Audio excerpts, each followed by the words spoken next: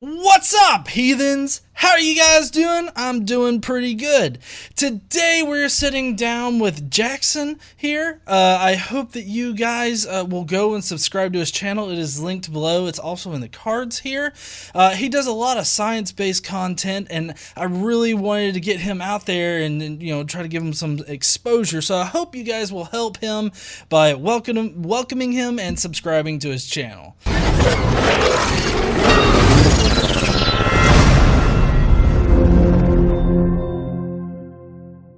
So today we're going to be talking about kind of his religious background a little bit, but also more into the science of his channel and what he's hoping to accomplish there. So, Jackson, how are you doing today? I'm doing just fine. Awesome. Today's been pretty easy so far. That's good. Well, now tell us a little bit about your channel at first. Like, why did you start your channel up? Like, was there anything that really motivated you to do that? Yeah, my channel is due in part to my roommate and also to a nationalist in a red sash that I met here at college. I was, it was like the week before freshman semester, the first freshman semester started, because back then I was like, hey, get me to school as fast as possible so I have days to do whatever. Now it's kind of the opposite. I'll leave the day before and then school starts the next day. But so I was there, and there were these guys in like gold suits, and they had these red sashes, and they were handing out pamphlets, and the pamphlets were 10 reasons why socialism sucks. And they kind of, one guy was like really close to me, and he, threw out an arm, and I grabbed the pamphlet. And so I was just walking by and I was reading it. And one of the things in the pamphlet said, evolution is forced in schools, something like that. And so I kind of stopped where I was, because I was walking to the union, I think. And so I was like, I'm going to go back and ask these guys about it. So I went back, and I said to the guy, hey, what do you mean evolution is forced in schools? And he said, well, there are lots of people who, don't believe evolution, and so they shouldn't have to learn about it. And I was like, well, we know evolution is true, and here are some reasons. And so we started talking, and he kept throwing the irreducible complexity argument at me in like woodpeckers and all these other animals, just over and over and over. And so I had to keep explaining for these different examples why irreducible complexity doesn't fit here. Well, what about this one? Well, irreducible complexity doesn't fit here for this reason. So eventually he comes up with an example I'd never heard of before, and I think it was a wren or something like that. It was a bird that he claimed the tongue went like through the nose and then went into the mouth or something like that. It was very bizarre. And I'd never heard that one, and he kind of thought, hey, gotcha. And so he recommended I go watch this series of videos, which are all creationist videos. So I went back later that night and I started watching them, and my roommate suggested I do video responses to them. So I started doing video responses to those, and that was really how my channel started.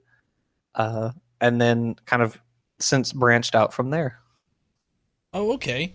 Yeah, I love how generally they'll throw like a YouTube video at you. Like, generally when I do that, it's like because it's an easier explanation or something like that. Like, but that's not my go-to thing. My go-to thing is to link them like actual, like, I don't know, peer-reviewed research or whatnot, generally in the form of like some kind of article, like in a popular journal or something like that. Like something that's just easy to understand, because that's what I've found, is that a lot of them, they'll just turn their brains off because they can't immediately understand it because it's not simplified. And so I usually try to find something that's kind of simplified.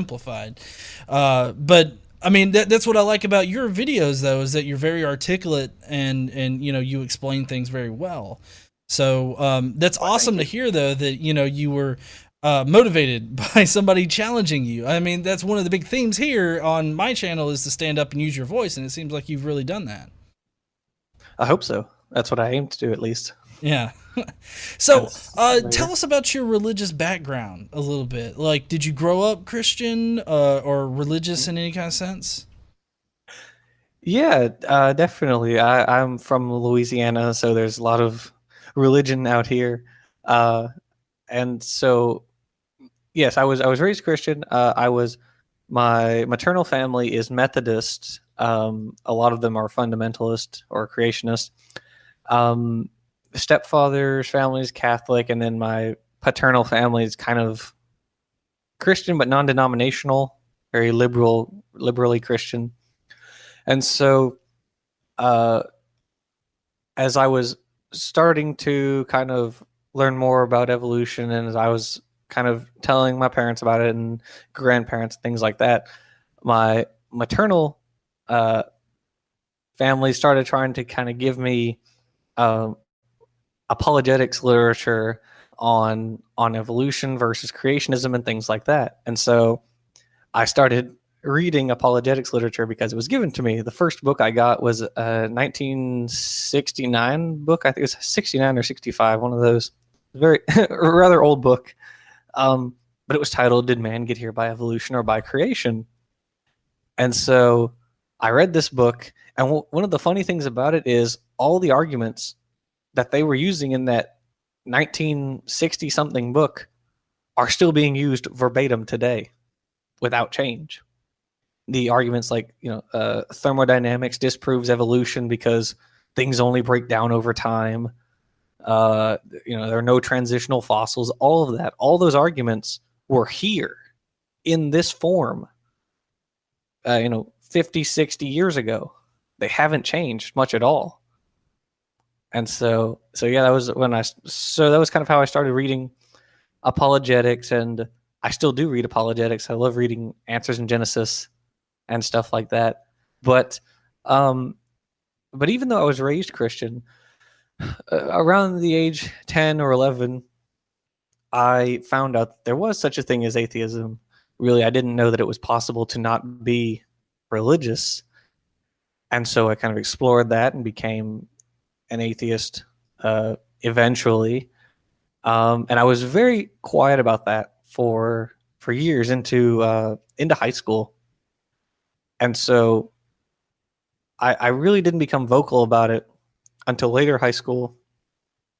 And so now here I am, and I'm still kind of vocal about it.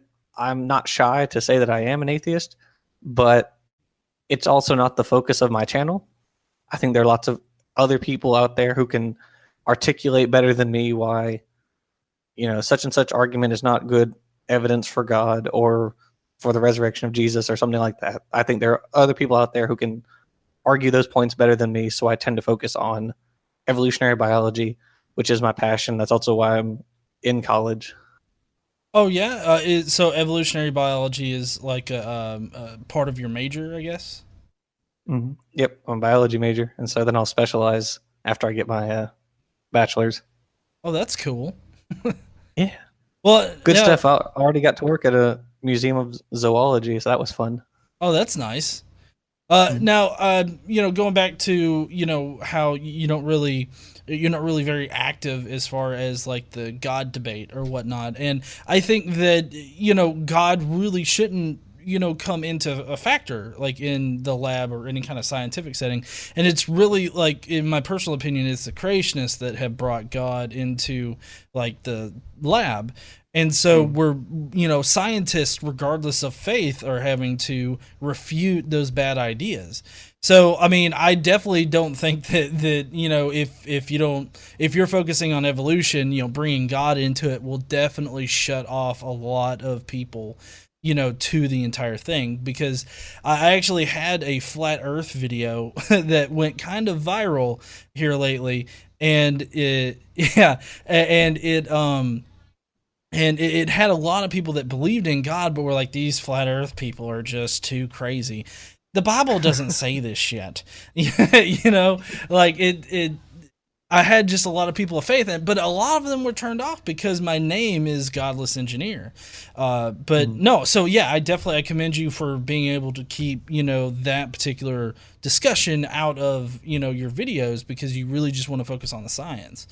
So was there anything like in particular that like after you figured out that like not belief in God was possible, like, was there any certain thing that flipped you, like, to being like, oh well, I don't believe in God anymore, or was it like a gradual thing, or was it like a light switch? Well, it kind of both. I well, it was gradual in the sense that I was gradually learning about evolution and about these arguments, finding out that hey, it's not just that people don't believe in God. It's not like any other religion where they just put faith in this conclusion that there is no God or whatever. Um, Rather, they're basing these their position on these arguments, and they're refuting consistently uh, all these arguments for God. And so that was very powerful for me. And eventually, and I remember very clearly, uh, on a Sunday night when I was in my room by myself, uh, I prayed, pray to God as you're supposed to pray sincerely, just by myself, and up to the ceiling or the corner of the ceiling, whatever it is. But I was just there by myself, and I said, give me a sign or something. And no sign has since come. Although I've heard, various explanations now, like, oh, God did send you a sign, or, well, God sends some people signs, but not others, or, well, if you don't believe in God, then he's not going to send you a sign anyways. So it's kind of like, well, which is it? Am I getting a sign? Am I not getting a sign? Is it because I was asking for a sign that I didn't get one? It's very confusing. Yeah, yeah. Those particular answers always confuse me because, like, with my knowledge of the Bible, I remember Jesus, when he was feeding the 5,000 or whatnot, was like, knock and the door shall be answered. So basically, that's teaching that if you ask God for something, He should give you an answer. At least that's one way to rationalize it through the Bible. And so you really should get an answer, but a lot of people like to chalk it up to, oh, well, you found a bubblegum wrapper on the ground. That's a sign from Jesus, kind of thing. Yeah.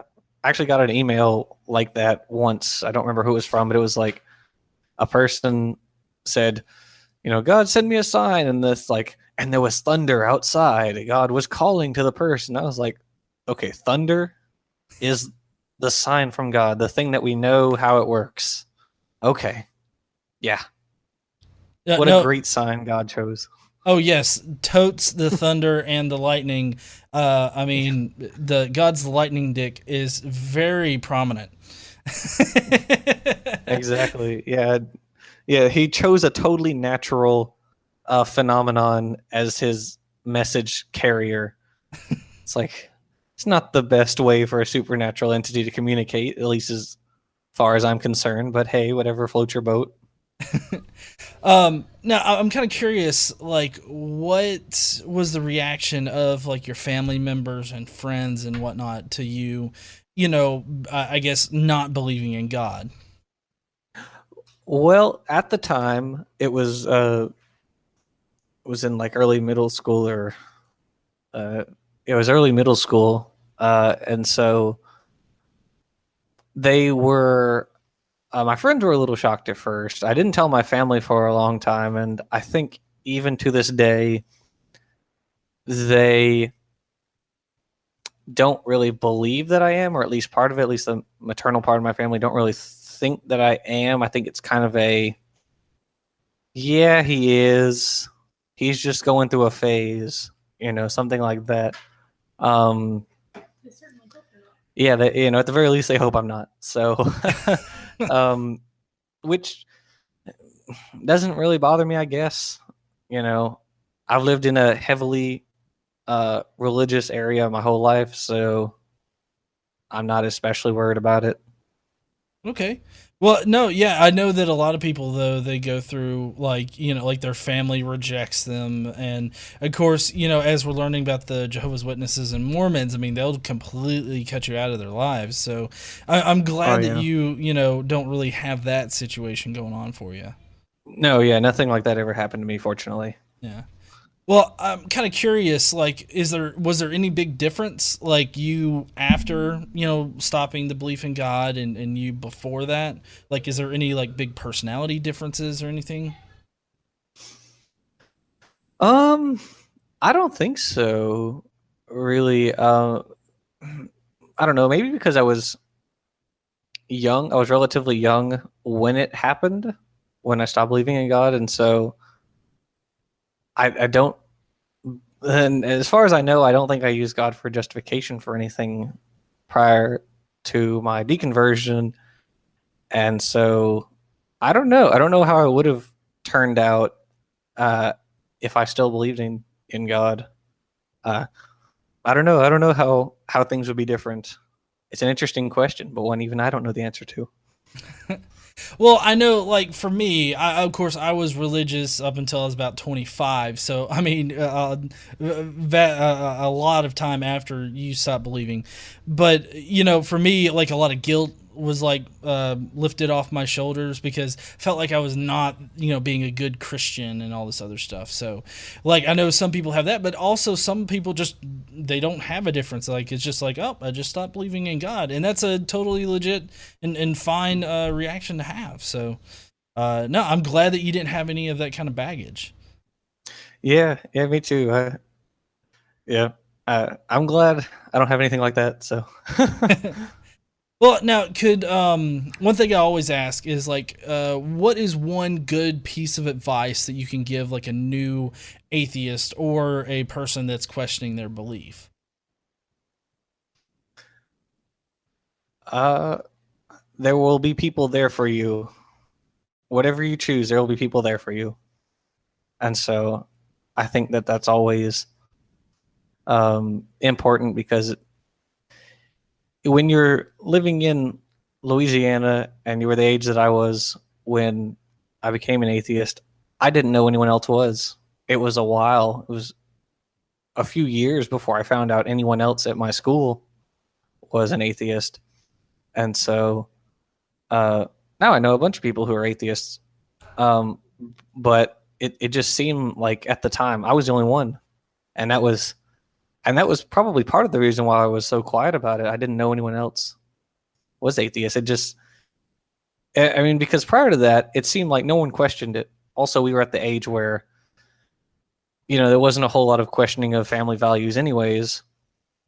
And so, we were just kind of regurgitating whatever our parents told us. If our parents are Christian, well, I'm Christian too. I don't know what that means really, but I am Christian too because my parents are. But yeah, I think it's important to know that there are other people out there. There are whole communities. As I now know who will be there for me. So No, yeah, I I think that's important find. to point out. Oh, I'm sorry. What? No, I was just saying I think that's important to point out. Oh yeah, no, because I was in the same boat as you. I mean, I'm from North Alabama, so I know exactly what you're talking about. How nobody really questioned it, and it was just common knowledge. Like that's God exists, and you got to be Christian, kind of thing, and not those quacky Muslims. Pretty much. That's how it is. Yeah. Yeah. So, I mean, knowing that there's a community though is very important because I knew that there were atheists around, like when I finally admitted that I was an atheist, but like I didn't like there was no real community, and that's actually how I started my Facebook page is because like I was commenting stuff online and like family members was like I'm done with this shit, I'm out, kind of thing. Mhm. So yeah, but now you've really taken an emphasis on evolution and how that relates to creationist claims. And you mentioned Ken Ham earlier, who's a favorite of mine. Yeah. So I'm wanting to know, like, what do you think about like Ken Ham and his adherence to the whole creationist theory? Or well, it's not really a theory. It's a shitty hypothesis. Right. If we can even call it a hypothesis, it Yeah, contains, it's not even falsifiable. But true. well, um, well, interestingly, I didn't even know about Ken Ham until 2014 when he did his debate with Bill Nye. I knew people didn't believe evolution, but I guess I didn't know what the alternative was. Hmm. And so then Bill Nye and Ken Ham had their debate, and I was introduced to a whole organization of people who believe, like Ken Ham do, that the Earth is 6 to 10,000 years old, depending on who you ask. And I was of course acquainted with the Genesis narrative and Noah's Ark, things like that. But people think that literally happened a few thousand years ago. People think the Earth is a few thousand years old, even though there are organisms alive that are more than a few thousand years old. But yeah, it's crazy. And I read their material because I want to know what they think. And I think a good way to explain ideas in evolution is to contrast them with the idea in creationism and also show where the creationist idea fails. Like when I was looking at the giraffe, or the bacterial flagellum, or the eye, or something like that, they've got all these articles out there in the creation sphere that address these points, but then they're missing half the data to do that. They're just completely skipping it. And so I think it's very important to show that they're skipping it, that they're intentionally or unintentionally missing this large field of data. But yeah, I think they're definitely not good. Definitely not good at all. Well, what do you think about their whole Ark Encounter thing? I don't think it's going to do very well. I think we're already seeing that they're not doing very well, financially speaking. I know it's popular among creationists, but even still, creationists in the United States aren't even going to. They're not going to give enough money to keep that thing afloat for too long, I don't think. But it is just a museum for misinformation, just as the Creation Museum is. They're just full of misinformation, and they're okay with that. Of course, to them, it's not misinformation. But, you've got all these other museums, these regular museums like the Smithsonian or what have you, and this is what we understand about reality, and these are papers you can go to read about it. And the Ark Encounter and the Creation Museum are like, nah, forget all that crap, we're just going to rewrite everything. And so it's very harmful. It's very harmful.